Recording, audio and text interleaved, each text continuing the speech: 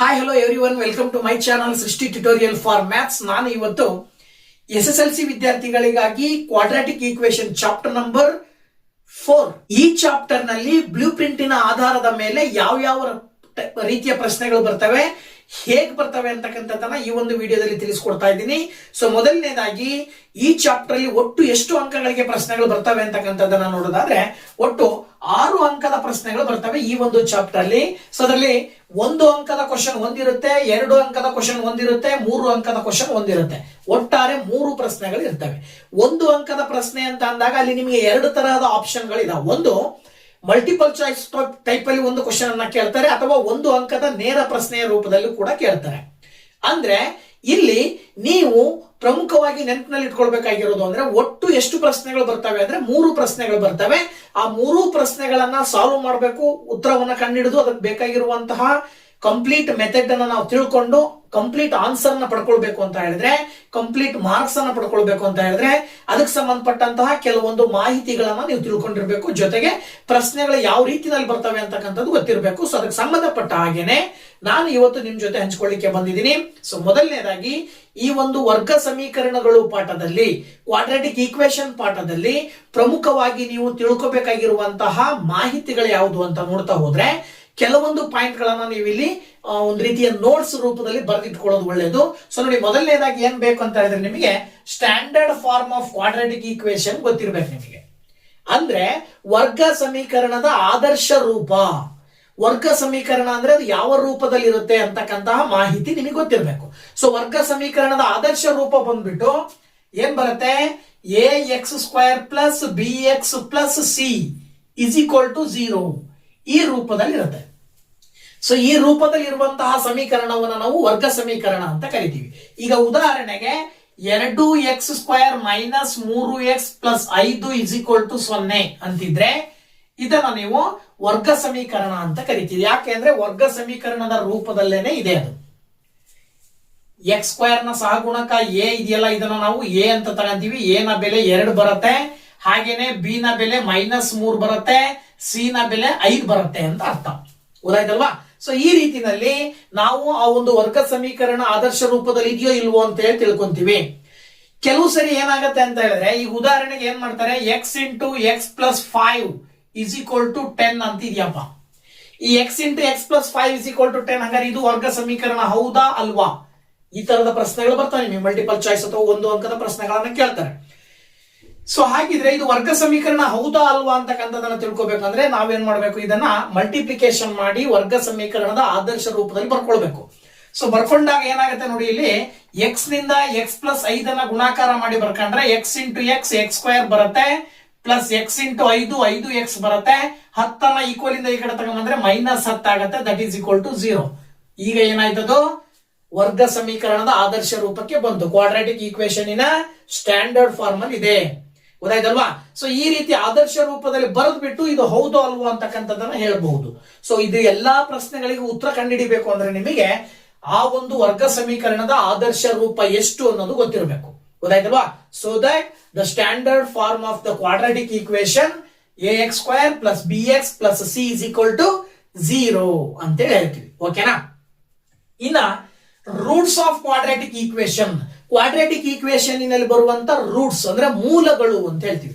ಇಲ್ಲಿ ನಾವು ಹಿಂದಿನ ಪಾಠದಲ್ಲಿ ಡಿಸ್ಕಷನ್ ಮಾಡಿದ ಹಾಗೆ ಪಾಲಿನಾಮಿಯಲ್ ಚಾಪ್ಟರ್ ನಲ್ಲಿ, ಆ ಪಾಲಿನಾಮಿಯಲ್ ಚಾಪ್ಟರ್ ಅಲ್ಲಿ ಏನ್ ಮಾಡಿದೀವಿ ನಾವು ಅಂತ ಹೇಳಿದ್ರೆ ಕ್ವಾಡ್ರಾಟಿಕ್ ಪಾಲಿನಾಮಿಯಲ್ ಅಂತ ಬರುತ್ತೆ. ವರ್ಗ ಬಹುಪದೋಕ್ತಿ, ವರ್ಗ ಬಹುಪದೋಕ್ತಿಯ ಡಿಗ್ರಿ 2 ಬರೋದ್ರಿಂದಾಗಿ ಅಲ್ಲಿ ಮೂಲಗಳು ಕೂಡ 2, 0s2 ಅಂತ ಹೇಳಿದೀವಿ.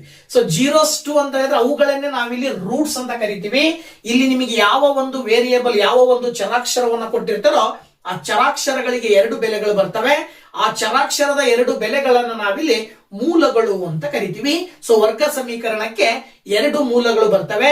ಆ ಬರುವ 2 ಮೂಲಗಳನ್ನ ನೀವು ಒಂದು ಆಲ್ಫಾ ಇನ್ನೊಂದು ಬೀಟಾ ಅಂತ ತಗೊಳ್ಬಹುದು.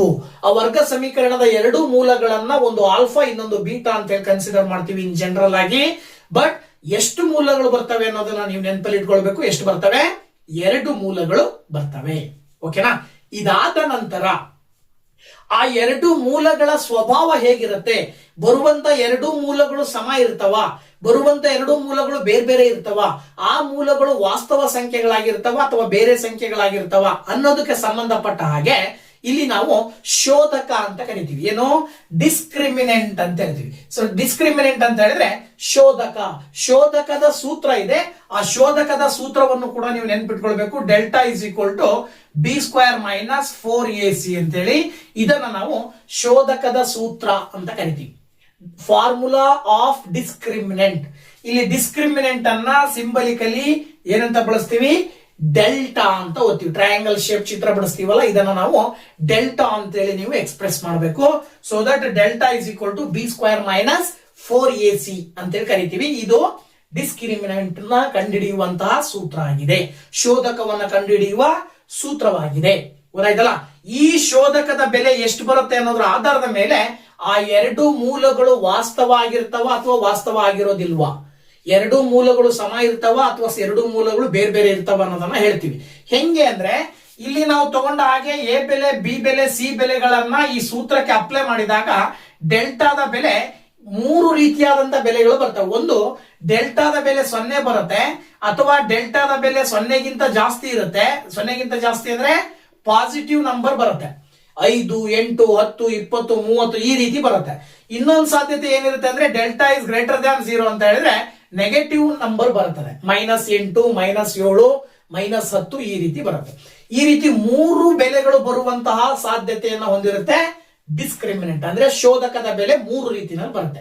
ಈ ಶೋಧಕದ ಬೆಲೆ ಬರುವ ಮೂರು ರೀತಿಯ ಆಧಾರದ ಮೇಲೆ ಡೆಲ್ಟಾದ ಬೆಲೆ 0 ಬಂತು ಅಂದ್ರೆ roots are real and equal ಅಂತ ಕರಿತೀವಿ. ಅಂದ್ರೆ ಮೂಲಗಳು ಏನಾಗಿರ್ತವೆ? ಮೂಲಗಳು ವಾಸ್ತವ ಮತ್ತು ಸಮನಾಗಿರುತ್ತವೆ ಅಂತ ಹೇಳ್ತೀವಿ ನಾವು. ಗೊತ್ತಾಯ್ತಲ್ವಾ? ಯಾವಾಗ ಆ ಒಂದು ಡೆಲ್ಟಾದ ಬೆಲೆ, ಶೋಧಕದ ಬೆಲೆ ಏನಾಗಿರ್ಬೇಕು? 0 ಆಗಿರ್ಬೇಕು. ಆಗ ಬರುವಂತ ಎರಡು ಮೂಲಗಳು ವಾಸ್ತವವಾಗಿರ್ತವೆ ಮತ್ತು ಸಮನಾಗಿರುತ್ತವೆ ಅಂತ ಹೇಳ್ತೀವಿ. ಡೆಲ್ಟಾದ ಬೆಲೆ ಏನಾದ್ರೂ 0ಗಿಂತ ಜಾಸ್ತಿ ಬಂತು ಅಂತ ಹೇಳಿದ್ರೆ ಆಗ ಏನಾಗಿರ್ತದೆ?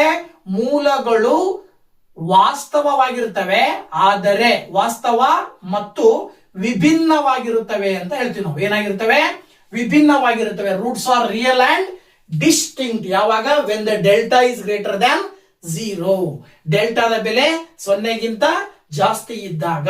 ಇನ್ನ ಡೆಲ್ಟಾದ ಬೆಲೆ 0ಗಿಂತ ಕಡಿಮೆ ಇದ್ದಾಗ roots are not real. Roots ಅಂದ್ರೆ ಮೂಲಗಳು ವಾಸ್ತವವಾಗಿರುವುದಿಲ್ಲ. ಅಂದ್ರೆ ಮೂಲಗಳು ವಾಸ್ತವವಾಗಿರುವುದಿಲ್ಲ ಅಂತ ಹೇಳಿ ಕರಿತೀವಿ ನಾವು. ಅಂದ್ರೆ ವಾಸ್ತವ ಸಂಖ್ಯೆಗಳಾಗಿರೋದಿಲ್ಲ, ಅವು ಬಿಟ್ಟು ಬೇರೆ ಆಗಿರ್ತಾವ. ಅಂದ್ರೆ ಇಮ್ಯಾಜಿನರಿ ರೂಟ್ಸ್ ಅಂತ ಕರಿತೀವಿ ನಾವು. ವಾಸ್ತವ ಅಲ್ಲದೆ ಇರುವಂತಹ ಮೂಲಗಳನ್ನ, ಅಲ್ಲದೆ ಇರುವಂತಹ ರೂಟ್ಸ್ ಅನ್ನ ಇಮ್ಯಾಜಿನರಿ ರೂಟ್ಸ್ ಅಂತ ಹೇಳ್ಬಿಟ್ಟು ಕರಿತೀವಿ. ಆ ತರಹದ ಇಮ್ಯಾಜಿನರಿ ರೂಟ್ಸ್ ಬರ್ತವೆ ಯಾವಾಗ? ಡೆಲ್ಟಾದ ಬೆಲೆ 0ಗಿಂತ ಕಡಿಮೆ ಇದ್ದಾಗ. ಗೊತ್ತಾಯ್ತಲ್ವಾ? ಸೊ ಇದಿಷ್ಟು ಮಾಹಿತಿಯನ್ನ ನೀವು ತಿಳ್ಕೊಂಡಿದ್ರೆ ಇದ್ರ ಮೇಲೆ ಬರುವಂತಹ ಪ್ರಶ್ನೆಗಳನ್ನ ನೀವು ಸುಲಭವಾಗಿ ಲೆಕ್ಕ ಮಾಡಿ ಆನ್ಸರ್ನ ಹೇಳ್ಬೋದು. ಸೊ ಹಾಗಿದ್ರೆ ಮಲ್ಟಿಪಲ್ ಚಾಯ್ಸ್ ಅಥವಾ ಒಂದು ಅಂಕದಲ್ಲಿ ಯಾವ ರೀತಿಯ ಪ್ರಶ್ನೆಗಳು ಬರ್ತವೆ ಅಂತಕ್ಕಂಥದ್ದನ್ನ ಮೊದಲನೇದಾಗಿ ನೋಡೋಣ. ಓಕೆ, ಈಗ ಕ್ವಾಡ್ರಾಟಿಕ್ ಈಕ್ವೇಶನ್ ಚಾಪ್ಟರ್ ಅಲ್ಲಿ ಮಲ್ಟಿಪಲ್ ಚಾಯ್ಸ್ ಮತ್ತೆ ಒಂದು ಅಂಕದ ಪ್ರಶ್ನೆಗಳು ಹೇಗೆ ಬರ್ತವೆ ಅನ್ನೋದನ್ನ ತಿಳಿಸ್ಲಿಕ್ಕೋಸ್ಕರ ಕೆಲವೊಂದು ಎಕ್ಸಾಂಪಲ್ಸ್ ಅನ್ನ ನಿಮ್ ಜೊತೆ ಹಂಚ್ಕೊಳ್ತಾ ಇದ್ದೀನಿ. ಸೊ ನೋಡಿ, ಇಲ್ಲಿ the quadratic equation among the following is ಅಂತ ಕೊಟ್ಟಿದ್ದಾರೆ. ಅಂದ್ರೆ ಈ ಕೆಳಗಿನವುಗಳಲ್ಲಿ ವರ್ಗ ಸಮೀಕರಣ ಯಾವುದು? ಆಪ್ಷನ್ಸ್ ಅನ್ನ ಕೊಟ್ಟಿದ್ದಾರೆ. ಸೊ ಇವುಗಳಲ್ಲಿ ವರ್ಗ ಸಮೀಕರಣ ಯಾವುದು ಅನ್ನೋದನ್ನ ಹೇಳ್ಬೇಕು ಅಂತ ಹೇಳಿದ್ರೆ ನಾವು ಈ ಹಿಂದೆ ಡಿಸ್ಕಷನ್ ಮಾಡಿದ ಹಾಗೆ ವರ್ಗ ಸಮೀಕರಣದ ಆದರ್ಶದ ರೂಪ ಗೊತ್ತಿರ್ತಕ್ಕಂಥದ್ದು ನಮಗೆ.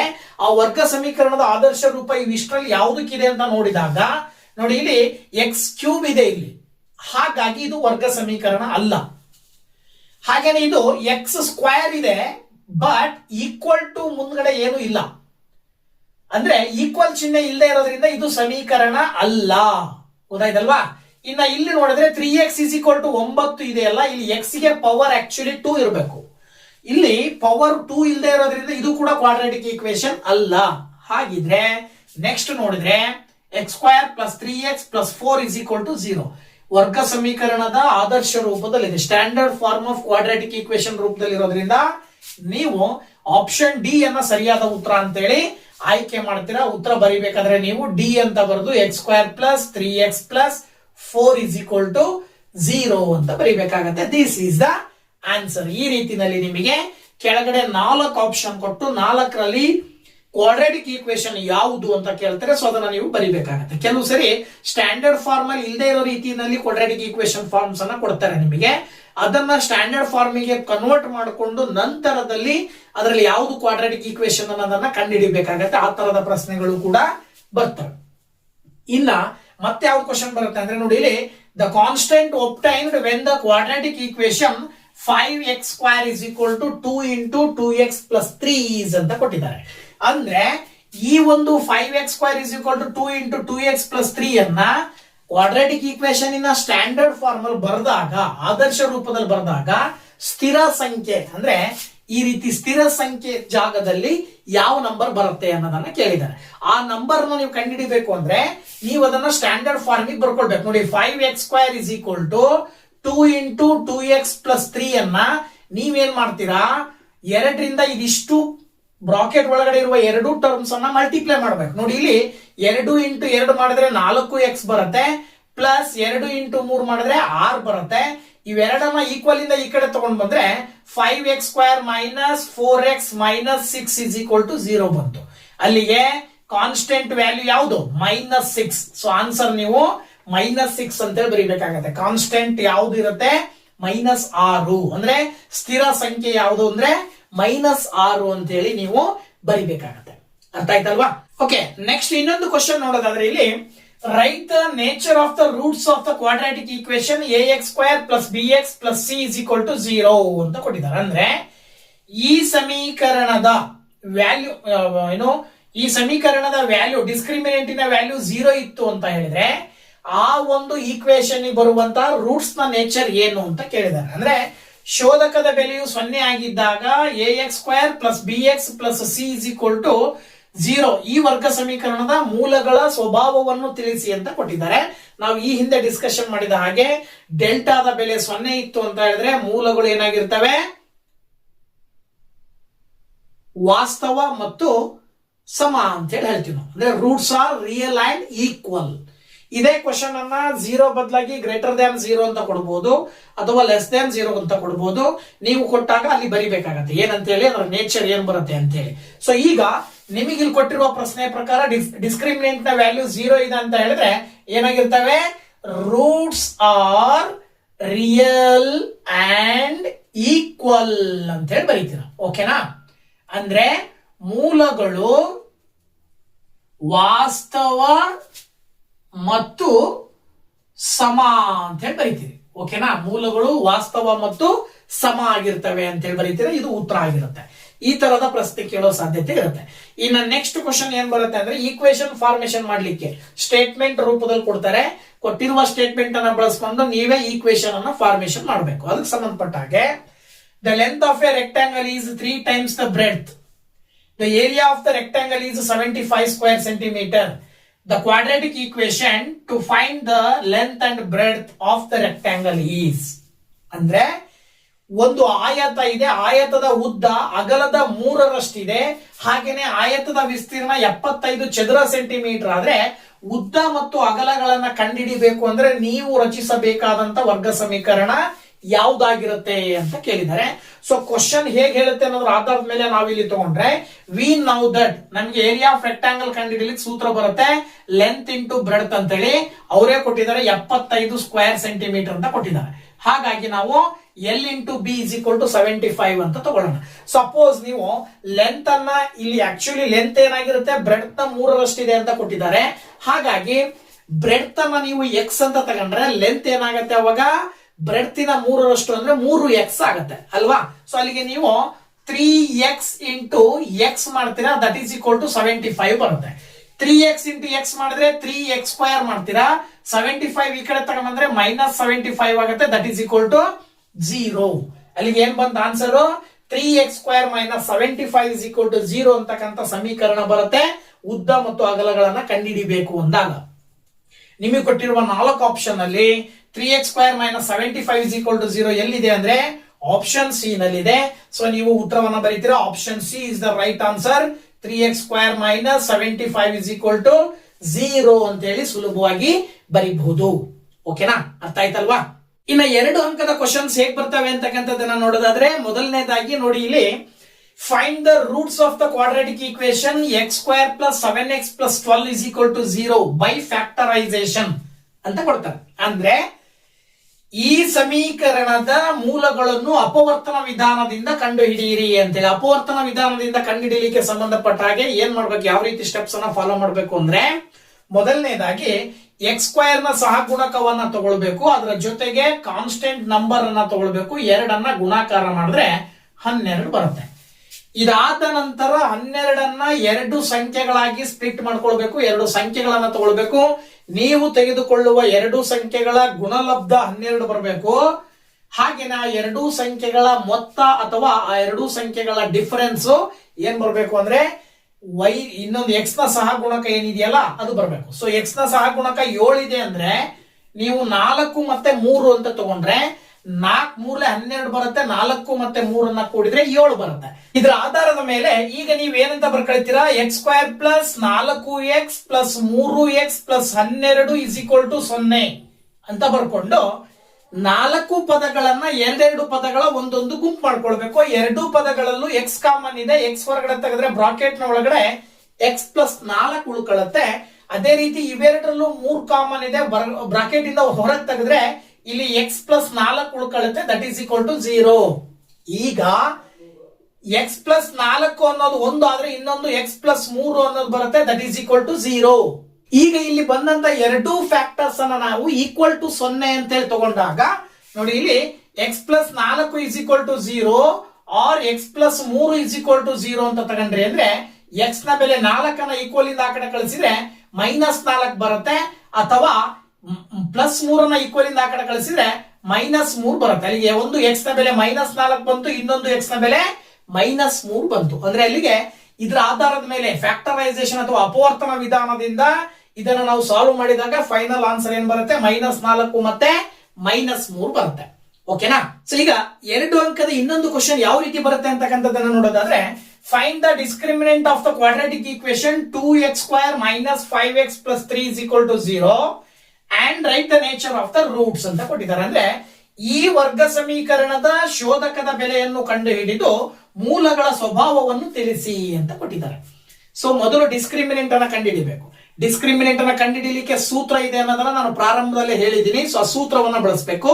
ಅದಕ್ಕಿಂತ ಮುಂಚೆ ಕ್ವಾಡ್ರಾಟಿಕ್ ಈಕ್ವೇಶನ್ ಇನ್ನ ಸ್ಟ್ಯಾಂಡರ್ಡ್ ಫಾರ್ಮ್ ಅನ್ನು ಬರ್ಕೊಳ್ಬೇಕು. ಕೊಟ್ಟಿರುವ ಈಕ್ವೇಶನ್ ಅನ್ನ ಬರ್ಕೊಂಡು ಅದ್ರ ಕೆಳಗಡೆ standard form of quadratic equation ಅಂದ್ರೆ ವರ್ಗ ಸಮೀಕರಣದ ಆದರ್ಶ ರೂಪವನ್ನ ಬರ್ಕೊಂಡು ಈಗ ಅಲ್ಲಿ ಸಹಗುಣಕಗಳ ಸಂಬಂಧವನ್ನ ಬೆಲೆಗಳನ್ನ ಬರಿತಾ ಹೋಗ್ಬೇಕು. ಎ ನ ಬೆಲೆ ಏನಿದೆ 2, ಬಿ ನ ಬೆಲೆ ಏನಿದೆ -5, ಸಿ ನ ಬೆಲೆ ಏನಿದೆ 3.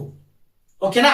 ಇದಾದ ನಂತರ ನೆಕ್ಸ್ಟ್ ಏನ್ ಮಾಡ್ಬೇಕು ನೀವು ಇಲ್ಲಿ ಅಂತ ಹೇಳಿದ್ರೆ ನೋಡಿ ಇಲ್ಲಿ ಡೆಲ್ಟಾ ಡಿಸ್ಕ್ರಿಮಿನೆಂಟ್ ನ ಕಂಡುಹಿಡಿಯುವಂತಹ ಸೂತ್ರ. ಡೆಲ್ಟಾದ ಬೆಲೆ ಬಂದು b² - 4ac. ಇದೇನಿದು ಡಿಸ್ಕ್ರಿಮಿನೆಂಟ್ ಕಂಡುಹಿಡಿಯುವಂತಹ ಸೂತ್ರ, ಶೋಧಕದ ಬೆಲೆಯನ್ನ ಕಂಡುಹಿಡಿಯುವಂತಹ ಸೂತ್ರ.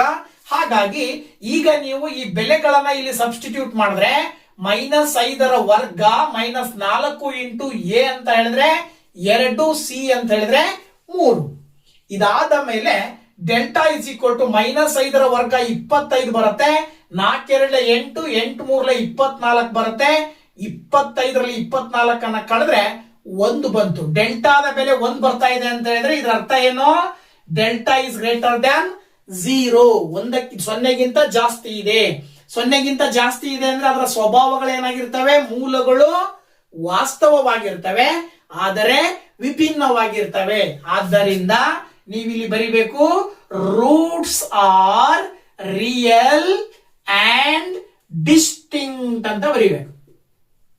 ಓಕೆನಾ. Roots are real and distinct ಅಂತ ಹೇಳಿದ್ರೆ ಮೂಲಗಳು ವಾಸ್ತವ ಮತ್ತು ವಿಭಿನ್ನವಾಗಿರುತ್ತವೆ ಅಂತಕ್ಕಂಥದ್ದನ್ನ ಬರಿಬೇಕಾಗತ್ತೆ. ಇದು ಆನ್ಸರ್ ಆಗತ್ತೆ. ಓಕೆನಾ. ಸೊ ಈ ರೀತಿಯ ಪ್ರಶ್ನೆಗಳು ಕೂಡ ಬರ್ತವೆ. ಯಾವುದೇ ರೀತಿಯಲ್ಲಿ ಕ್ವಶನ್ ಕೊಟ್ರು ಸೂತ್ರ ಏನೋ ಆ ಒಂದು ಈಕ್ವೇಶನ್ ಬೇರೆ ಬೇರೆ ಈಕ್ವೇಶನ್ ಕೊಟ್ರು ನೀವೇನ್ ಮಾಡಬೇಕು, ಇದೇ ಸೂತ್ರವನ್ನ ಬಳಸಿ ಶೋಧಕದ ಬೆಲೆಯನ್ನ ಕಂಡುಹಿಡಿದು ಶೋಧಕದ ಬೆಲೆ ಏನ್ ಬರುತ್ತೆ 0 ಬಂತು ಅಂದ್ರೆ ಮೂಲಗಳು ವಾಸ್ತವ ಮತ್ತು ಸಮ ಅಂತ ಬರೀಬೇಕು. ಈ ರೀತಿ 0ಗಿಂತ ಜಾಸ್ತಿ ಬಂದ್ರೆ ಮೂಲಗಳು ವಾಸ್ತವ ಮತ್ತು ವಿಭಿನ್ನ ಅಂತ ಬರಿಬೇಕು.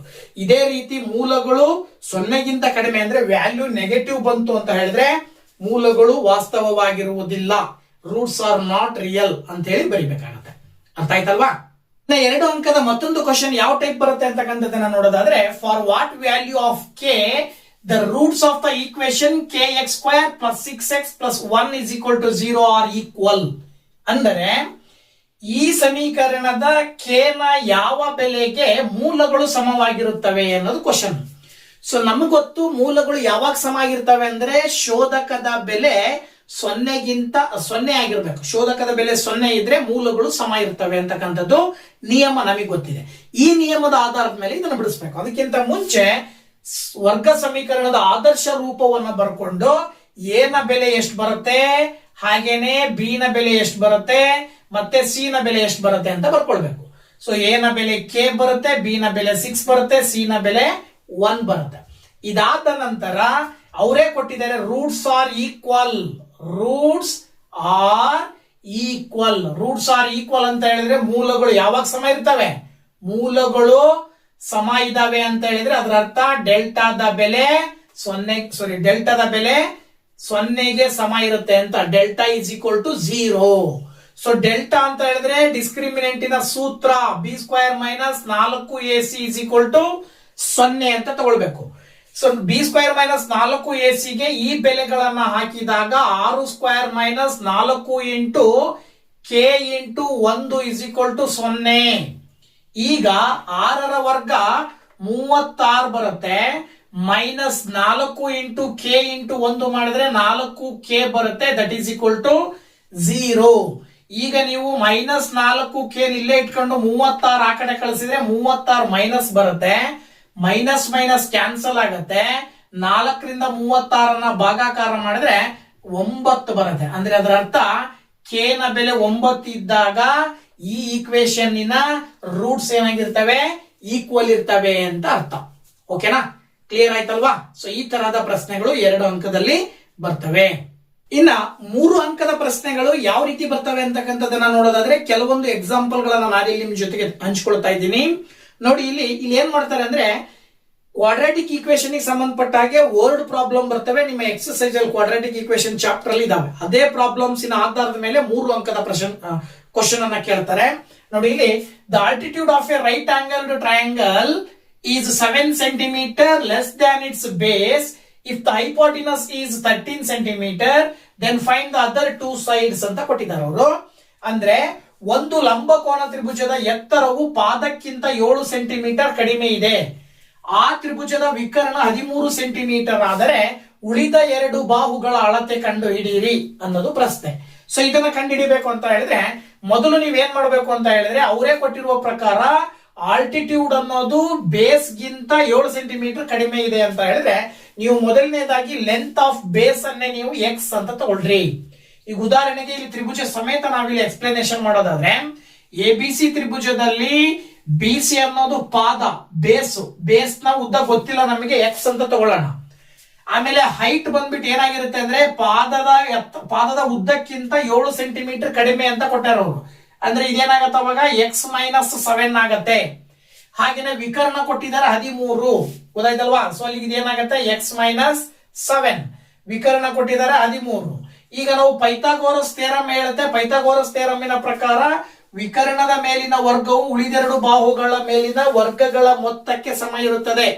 The square on the hypotenuse is equal to the sum of the squares of other 2 sides ಅಂತ ಹೇಳ್ತೀವಿ. ಅದರ ಆಧಾರದ ಮೇಲೆ ನೀವಿಲ್ಲಿ ಏನಂತ ಬರೀತೀರಿ, AC² = AB² + BC² ಅಂತ ತಗೊಂಡ್ರೆ AC² ಅಂದ್ರೆ 13, ಸ್ಕ್ವೇರ್ = AB² ಅಂತ ಹೇಳಿದ್ರೆ x - 7² + BC ಅಂತ ಹೇಳಿದ್ರೆ x². 13ರ ವರ್ಗ 169 ಬರುತ್ತೆ. x - 7 ಹೋಲ್ ಸ್ಕ್ವೇರ್ ಅನ್ನ ನೀವು algebraic identity a - b whole square form ಅಲ್ಲಿ ಬರೀಬೇಕು. a - b ಹೋಲ್ ಸ್ಕ್ವೇರ್ ಇದ್ರೆ ಏನಂತ ಬರೀತೀರಿ, a² + b² - ab 2ab ಅಂತ ಬರೀತೀರಿ. ಅದ್ರ ಪ್ರಕಾರ x² + 49 ಮೈನಸ್ ಏನಂತ ಬರೀತೀರಿ, 2 7s 14x ಆಗತ್ತೆ ಪ್ಲಸ್ x². ಓಕೆನಾ? ಈ ರೀತಿನಲ್ಲಿ ಬರ್ಕೊಳ್ತೀರಾ. ಇದಾದ ನಂತರ 169 = x² + x² ಮಾಡಿದ್ರೆ 2x² ಬರುತ್ತೆ ಮೈನಸ್ 14x ಪ್ಲಸ್ 49. ಅಥವಾ ನೀವು ಇದನ್ನ ಸ್ಟ್ಯಾಂಡರ್ಡ್ ಫಾರ್ಮ್ ಅಲ್ಲಿ ಬರೆಯೋದಾದ್ರೆ 2x² ಮೈನಸ್ 14x ಪ್ಲಸ್ 49 ಈ 169 ಈಕ್ವಲ್ ಇಂದ ಆ ಕಡೆ ಹೋದ್ರೆ ಮೈನಸ್ 169 ಇಸ್ ಈಕ್ವಲ್ ಟು 0 ಬರುತ್ತೆ. ಅಥವಾ 2x² ಮೈನಸ್ 14x ಮೈನಸ್ ಈ 169 ನಲ್ಲಿ 49 ಅನ್ನ ಕಳೆದ್ರೆ ನಿಮಗೆ 120 ಬರುತ್ತೆ, ದಟ್ ಈಸ್ ಈಕ್ವಲ್ ಟು 0 ಅಂತ ಬರೀಬಹುದು. ಇಡೀ ಈಕ್ವೇಶನ್ ಅನ್ನ 2ರಿಂದ ಭಾಗಾಕಾರ ಮಾಡಿದ್ರೆ x² minus 7x minus 60 is equal to 0 ಅಂತ ಬರೀತೀರಾ. ಓಕೆನಾ? ಈಗ ಫ್ಯಾಕ್ಟರೈಸೇಷನ್ ಮೆಥಡ್ ಅಲ್ಲಿ ಮಾಡೋದಾದ್ರೆ 60 ಬರಬೇಕು, ಮೈನಸ್ 60 ಗುಣಾಕಾರ ಮಾಡಿದ್ರೆ ಕೂಡಿದ್ರೆ ಅಥವಾ ಕಳೆದ್ರೆ ಮೈನಸ್ 7 ಬರಬೇಕು.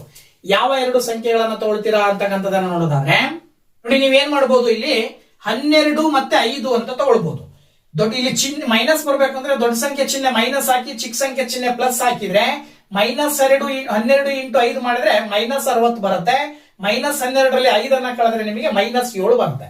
ಹಾಗಾಗಿ x² minus 12x plus 5x minus 60 is equal to 0 ಅಂತ ಬರ್ಕೊಳ್ತೀರಾ.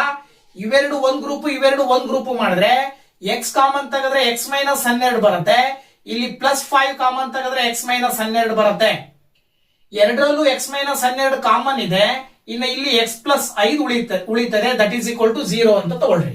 ಇದಾದ ನಂತರ ನೀವು x minus 12 is equal to 0 ಅಂತ ತಗೊಳ್ರಿ, ಅಥವಾ ಇನ್ನೊಂದೇನೋ x plus 5 is equal to 0 ಅಂತ ತಗೊಳ್ತೀರಾ. ಅದರ ಅರ್ಥ x ಇಸ್ ಈಕ್ವಲ್ ಟು ಇದ್ರ ಆಧಾರದ ಮೇಲೆ ಏನ್ ಹೇಳ್ಬೋದು ಅಂದ್ರೆ x ಇಸ್ ಈಕ್ವಲ್ ಟು 12 ಬರುತ್ತೆ, ಇಲ್ಲಿ x is equal to minus 5 ಬರುತ್ತೆ. ನೀವು ಪಾಸಿಟಿವ್ ಚಿಹ್ನೆಯನ್ನೇ ಕನ್ಸಿಡರ್ ಮಾಡಿದ್ರೆ x ನ ಬೆಲೆಯನ್ನ ನೀವು 12 ಅಂತ ತಗೊಳ್ತೀರಾ. ಅಂದ್ರೆ ಅದರ ಅರ್ಥ ನೀವು ಬೇಸ್ ಅಂದ್ರೆ ಪಾದವನ್ನ ನೀವು x ಅಂತ ತಗೊಂಡಿದ್ದೀರಾ. ಸೊ ಪಾದವನ್ನ x ಅಂತ ತಗೊಂಡಿರೋದ್ರಿಂದ ಎಷ್ಟು ಬಂತು? 12 ಬಂತು. ಇದಾದ ನಂತರ ಆಲ್ಟಿಟ್ಯೂಡ್ ಅನ್ನ ನೀವೇನಂತ ತಗೊಂಡಿದ್ದೀರಾ? Altitude is equal to, altitude ಅಂದ್ರೆ ಏನು? ಎತ್ತರ. ಆ ತ್ರಿಭುಜದ ಎತ್ತರವನ್ನ ನೀವು x ಮೈನಸ್ 7 ಅಂತ ತಗೊಂಡಿದ್ದೀರಾ. ಅದರ ಅರ್ಥ ಏನು? x ಮೈನಸ್ 12 ಮೈನಸ್ 7 ಅಂತ ತಗೊಳ್ಬೇಕು. ಅಲ್ಲಿಗೆ 12 ಮೈನಸ್ 7 ಮಾಡಿದ್ರೆ ನಿಮಗೆ 5 ಬರುತ್ತೆ. ಗೊತ್ತಾಯ್ತಲ್ವಾ? ಅಲ್ಲಿಗೆ ನಿಮಗೆ ಅವ್ರು ಏನ್ ಕೇಳಿದ್ದಾರೆ? 2 ಬಾಹುಗಳ ಅಳತೆ ಕಂಡು ಹಿಡಿಯಿರಿ ಅಂತ ಹೇಳಿ ಕೇಳಿದ್ದಾರೆ. ಪಾದದ ಅಳತೆ 12 ಸೆಂಟಿಮೀಟರ್, ಎತ್ತರದ ಅಳತೆ 5 ಸೆಂಟಿಮೀಟರ್, ವಿಕರ್ಣ ಅವರೇ ಕೊಟ್ಟಿದ್ದಾರೆ. ಕ್ಲಿಯರ್ ಆಯ್ತಲ್ವಾ? ಸೊ ಈ ತರಹದ ಪ್ರಶ್ನೆಗಳು ನಿಮಗೆ 3 ಅಂಕಕ್ಕೆ ಬರುತ್ತೆ. ಅರ್ಥ ಆಯ್ತಲ್ವಾ? ಓಕೆ, 3 ಅಂಕದ ಇನ್ನೊಂದು ಕ್ವಶನ್ ಹೇಗ್ ಬರುತ್ತೆ ಅಂತಕ್ಕಂಥದ್ದನ್ನ ನೋಡೋದಾದ್ರೆ, A number is 3 more than the other number if the sum of their squares is 29 then find the numbers ಅಂತ ಕೊಟ್ಟಿದ್ದಾರೆ. ಅಂದ್ರೆ ಒಂದು ಸಂಖ್ಯೆಯು ಇನ್ನೊಂದು ಸಂಖ್ಯೆಗಿಂತ 3 ಹೆಚ್ಚಾಗಿದೆ, ಆ 2 ಸಂಖ್ಯೆಗಳ ವರ್ಗಗಳ ಮೊತ್ತವು 29 ಆದರೆ ಆ ಸಂಖ್ಯೆಗಳನ್ನು ಕಂಡು ಹಿಡಿಯಿರಿ ಅಂತ ಕೊಟ್ಟಿದ್ದಾರೆ. ಏನಂದ್ರೆ ಒಂದು ಸಂಖ್ಯೆ ಏನು ಅಂತ ಗೊತ್ತಿಲ್ಲ ನಿಮಗೆ, ಆ ಸಂಖ್ಯೆಯನ್ನ ನೀವು x ಅಂತ ತಗೊಳ್ರಿ. ಸೊ ಒಂದು ಸಂಖ್ಯೆಯನ್ನ ನೀವು x ಅಂತ ತಗೊಂಡ್ರಿ ಅಂದ್ರೆ ಇನ್ನೊಂದು ಸಂಖ್ಯೆ ಅದಕ್ಕಿಂತ 3 ಜಾಸ್ತಿ ಇರುತ್ತೆ ಅಂತ ಹೇಳ್ತಾರೆ ಅವರು. ಅದರ ಅರ್ಥ ಏನು? x ಪ್ಲಸ್ 3 ಅಂತ ಅರ್ಥ. ಈ ಒಂದು ಸಂಖ್ಯೆ x, ಇನ್ನೊಂದು ಸಂಖ್ಯೆ x ಪ್ಲಸ್ 3. ನಂತರ ಏನ್ ಹೇಳ್ತಾರೆ? ಆ 2 ಸಂಖ್ಯೆಗಳ ವರ್ಗಗಳ ಮೊತ್ತ 29. ವರ್ಗ ಅಂದ್ರೆ ಏನು? x ಅನ್ನ ವರ್ಗ x² ಪ್ಲಸ್ x ಪ್ಲಸ್ 3ರ ವರ್ಗ x plus 3 whole square is equal to 29 ಅಂತ ಹೇಳಿ ನಾವು ಸಮಸ್ಯೆಯ ಆಧಾರದ ಮೇಲೆ ಬರ್ಕೊಳ್ತೀವಿ. ಇದನ್ನ ಸುಲಭ ರೂಪದಲ್ಲಿ ಬರೀತಾ ಹೋಗ್ಬೇಕು. ನೀವು ನೋಡಿ, ಇಲ್ಲಿ x² plus x plus 3 whole square ಅಂದ್ರೆ ಇಲ್ಲೂ ಕೂಡ ನೀವು a plus B whole square ಸೂತ್ರವನ್ನು ಬಳಸಬೇಕು. a plus B whole square ಅಂದ್ರೆ ಏನ್ ಬರೀತೀರಿ? a² plus b² plus 2ab. ಅದರ ಆಧಾರದ ಮೇಲೆ x² plus 9 plus 6x is equal to 29 ಅಂತ ಬರ್ತದೆ. ಸೊ ನೆಕ್ಸ್ಟ್ ಸ್ಟೆಪ್ ಏನಾಗುತ್ತೆ ನೋಡಿ, ಇಲ್ಲಿ x² ಪ್ಲಸ್ x² ಮಾಡಿದ್ರೆ 2x² ಪ್ಲಸ್ 6x ಪ್ಲಸ್ 9, ಈ 29 ಈ ಕಡೆ ತಗೊಂಬರಿ, ಮೈನಸ್ 29 ಆಯ್ತು. That is equal to 0. Next continue ಮಾಡಿದ್ರೆ ಇದನ್ನ 2x² plus 6x minus 29 plus 9 ಮಾಡಿದ್ರೆ ಮೈನಸ್ 20 ಬರುತ್ತೆ. That is equal to 0. ಈಗ ಇಡೀ ಈಕ್ವೇಶನ್ ಅನ್ನ 2ರಿಂದ ಭಾಗಾಕಾರ ಮಾಡಿದ್ರೆ x² plus 3x minus 10 is equal to 0. ಈಗ ನಿಮಗೆ ಸ್ಟ್ಯಾಂಡರ್ಡ್ ಫಾರ್ಮಿಗೆ ಬಂತು. ಕ್ವಾಡ್ರಾಟಿಕ್ ಈಕ್ವೇಶನ್ ಇನ ಸ್ಟ್ಯಾಂಡರ್ಡ್ ಫಾರ್ಮಿಗೆ ಬಂತು. ಈ ಸ್ಟ್ಯಾಂಡರ್ಡ್ ಫಾರ್ಮಿನ x ನ ಬೆಲೆಯನ್ನ ನೀವು ಕಂಡುಹಿಡಿಬೇಕು ಅಂತ ಹೇಳಿದ್ರೆ ಫ್ಯಾಕ್ಟರೈಸೇಷನ್ ಮೆಥಡ್ ಅನ್ನ ಮಾಡ್ತೀರಾ. ಫ್ಯಾಕ್ಟರೈಸೇಷನ್ ಮಾಡಬೇಕಾದ್ರೆ ಮೈನಸ್ 10 ತಗೊಳ್ತೀರಾ. ಮೈನಸ್ 10 ಮಲ್ಟಿಪ್ಲೈ ಮಾಡಿದ್ರೆ ಮೈನಸ್ 10 ಬರಬೇಕು, ಕೂಡಿದ್ರೆ ಅಥವಾ ಕಳೆದ್ರೆ 3 ಬರಬೇಕು. ಆ ತರಹದ ಎರಡು ಸಂಖ್ಯೆಗಳನ್ನ ನೀವು ತಗೊಳ್ಳೋದಾದ್ರೆ ಸಿಂಪಲಿ 5 ಇಂಟು 2 ಅಂತ ಮಾಡಿದ್ರೆ 10 ಬರುತ್ತೆ. 5ರಲ್ಲಿ 2 ಕಳೆದ್ರೆ 3 ಬರುತ್ತೆ. ಸೊ ಇಲ್ಲಿ ಮೈನಸ್ ಚಿಹ್ನೆ ಬರ್ಬೇಕಾಗಿರೋದ್ರಿಂದ ಚಿಕ್ಕ ಸಂಖ್ಯೆಯ ಚಿಹ್ನೆಯನ್ನ ಮೈನಸ್ ಅಂತ ತಗೊಳ್ರಿ. ಈಗ X square plus 5x minus 2x minus 10 is equal to 0 ಅಂತ ಬರ್ಕೊಳ್ಬಹುದಲ್ವಾ. ನೆಕ್ಸ್ಟ್ ಸ್ಟೆಪ್ ಎರಡು ಪದಗಳ ಒಂದೊಂದು ಗುಂಪನ್ನ ಮಾಡಿ ಎರಡೂ ಪದಗಳಲ್ಲೂ ಎಕ್ಸ್ ಕಾಮನ್ ಇದೆ, ಎಕ್ಸ್ ಪ್ಲಸ್ 5 ಬರೀರಿ. ಈ ಎರಡು ಪದಗಳಲ್ಲಿ -2 ಕಾಮನ್ ಇದೆ, ಎಕ್ಸ್ ಪ್ಲಸ್ 5 ಬರೀರಿ. ಅಲ್ಲಿಗೆ ಎಕ್ಸ್ ಪ್ಲಸ್ 5 ಅನ್ನೋದು ಒಂದು ಕಾಮನ್ ಫ್ಯಾಕ್ಟರ್ ಆದ್ರೆ ಇನ್ನು ಉಳಿದಿರೋದನ್ನ ಬರೆದ್ರೆ X -2 that is also one of the factor. So ಎರಡು ಫ್ಯಾಕ್ಟರ್ ಬಂದ್ವು. ಎರಡೂ ಫ್ಯಾಕ್ಟರ್ ಅನ್ನ ಈಕ್ವಲ್ ಟು 0 ಅಂತ ತಗೊಳ್ರಿ. ಆಗ ನಿಮಗೆ +5 ಈಕ್ವಲ್ ಇಂದ ಆ ಕಡೆ ಹೋದ್ರೆ -5 ಬರುತ್ತೆ. ಹಾಗೇನೆ -2 ಈಕ್ವಲ್ ಇಂದ ಆ ಕಡೆ ಹೋದ್ರೆ +2 ಬರುತ್ತೆ. ನೀವು ಪಾಸಿಟಿವ್ ವ್ಯಾಲ್ಯೂ ಅನ್ನ ಕನ್ಸಿಡರ್ ಮಾಡಬೇಕಾಗಿರೋದ್ರಿಂದ ಆ ಸಂಖ್ಯೆಯನ್ನ ನೀವು 2 ಅಂತ ತಗೊಂಡ್ರೆ ದೇರ್ ಫೋರ್ ಎ ನಂಬರ್, ಯಾವ ಎರಡು ಸಂಖ್ಯೆ ಕಂಡುಹಿಡಿಯ ಕೇಳಿದಾರೆ ತಾನೆ, ಒಂದು ನಂಬರ್ ಅನ್ನ ನೀವು ಎಕ್ಸ್ ಅಂತ ತಗೊಂಡಿದ್ದೀರಾ. ಸೊ ಅದರ ಬೆಲೆ ಬಂತು 2. ಅದೇ ರೀತಿ ಅದರ್ ನಂಬರ್ ಇನ್ನೊಂದು ಸಂಖ್ಯೆ. ಸೊ ಇನ್ನೊಂದು ಸಂಖ್ಯೆಯನ್ನ ನೀವೇನಂತ ತಗೊಂಡಿದ್ದೀರಾ, ಎಕ್ಸ್ ಪ್ಲಸ್ 3 ಅಂತ ತಗೊಂಡಿದ್ದೀರಾ. ಅಲ್ಲಿಗೆ 2 + 3 ಮಾಡಿದ್ರೆ 5 ಅಂತ ಬರುತ್ತೆ. ಸೊ ಇದು ಒಂದು ಸಂಖ್ಯೆ ಆದ್ರೆ ಇನ್ನೊಂದು ಸಂಖ್ಯೆ ಕೆಳಗಡೆ ಇರೋದನ್ನ ಹೇಳ್ತೀನಿ. ಇದೇನಾಗಿರುತ್ತೆ, ಇನ್ನೊಂದು ಸಂಖ್ಯೆ ಅಂತ ಹೇಳಿ ಬರಿಬೇಕಾಗತ್ತೆ. ಅರ್ಥ ಆಯ್ತಲ್ವಾ. ಸೊ ಇದು 3 ಅಂಕದ್ದು ಅಪ್ಲೈಡ್ ಕ್ವಶನ್ ಆಗಿರೋದ್ರಿಂದ ಯಾವ ರೀತಿನಲ್ಲಾದ್ರೂ ಕ್ವಶನ್ ಬರಬಹುದು. ಸೊ ಸಾಕಷ್ಟು ಪ್ರಶ್ನೆಗಳನ್ನ ಪ್ರಾಕ್ಟೀಸ್ ಮಾಡಿ. ಬುಕ್ಸ್ ಅಲ್ಲಿ ಎಕ್ಸರ್ಸೈಸ್ ಅಲ್ಲಿ ಇರೋ ಕ್ವಶನ್ಸ್, LPA ದಲ್ಲಿ ಸಾಕಷ್ಟು ಕ್ವಶನ್ಸ್ ಇದಾವೆ. ಹಿಂದಿನ ಮಾಡೆಲ್ ಕ್ವಶನ್ ಪೇಪರ್ಸ್ ಮತ್ತೆ ಹಿಂದಿನ ಪ್ರೀವಿಯಸ್ ಇಯರ್ಸ್ ನ ಕ್ವಶನ್ ಪೇಪರ್ ನಲ್ಲಿ ಸಾಕಷ್ಟು ಪ್ರಶ್ನೆಗಳು ಬರ್ತವೆ. ಇದರ ಒಂದು ಕ್ವಾಡ್ರಾಟಿಕ್ ಈಕ್ವೇಶನ್ ವರ್ಡ್ ಪ್ರಾಬ್ಲಮ್ಸ್ ಸಂಬಂಧಪಟ್ಟಿರೋವು. ಸೊ ಎಲ್ಲಾ ಪ್ರಾಬ್ಲಮ್ಸ್ ಅನ್ನ ನೀವು ಸಾಲ್ವ್ ಮಾಡಿದ್ರೆ ಖಂಡಿತವಾಗ್ಲೂ ಇದರಲ್ಲೂ ಕೂಡ 3 ಅಂಕಗಳನ್ನ ನೀವು ಪಡ್ಕೊಳ್ಬಹುದು. ಸೊ ಈ ಒಂದು ವಿಡಿಯೋದಲ್ಲಿ ಈ ಕ್ವಾಡ್ರಾಟಿಕ್ ಈಕ್ವೇಶನ್ ಚಾಪ್ಟರ್ ಬರ್ತಕ್ಕಂತಹ ಮಲ್ಟಿಪಲ್ ಚಾಯ್ಸ್ ಕ್ವಶನ್, 2 ಅಂಕದ ಕ್ವಶನ್ ಮತ್ತೆ 3 ಅಂಕದ ಕ್ವಶನ್ ಜೊತೆಗೆ ನೇರ ಕ್ವಶನ್ 1 ಅಂಕದ್ದು, ಈ ಎಲ್ಲಾ ಪ್ರಶ್ನೆಗಳನ್ನ ಒಳಗೊಂಡಂತಹ 6 ಅಂಕದ ಯಾವ್ಯಾವ ರೀತಿಯ ಪ್ರಶ್ನೆಗಳು ಬರ್ತವೆ ಅನ್ನೋದನ್ನ ಈ ವಿಡಿಯೋದಲ್ಲಿ ತಿಳಿಸ್ಕೊಟ್ಟಿದ್ದೀನಿ. ಸೊ ವಿಡಿಯೋ ಇಷ್ಟ ಆದ್ರೆ ಲೈಕ್ ಮಾಡಿ, ಶೇರ್ ಮಾಡಿ, ಕಮೆಂಟ್ ಮಾಡಿ ಅಂತ ಹೇಳ್ತಾ ನೆಕ್ಸ್ಟ್ ಚಾಪ್ಟರ್ ನೊಂದಿಗೆ ಮುಂದಿನ ವಿಡಿಯೋದಲ್ಲಿ ಬರ್ತೀನಿ. ಅಲ್ಲಿ ತನಕ ವೇಟ್ ಮಾಡ್ತಾ ಇರಿ. Thank you very much. Bye by.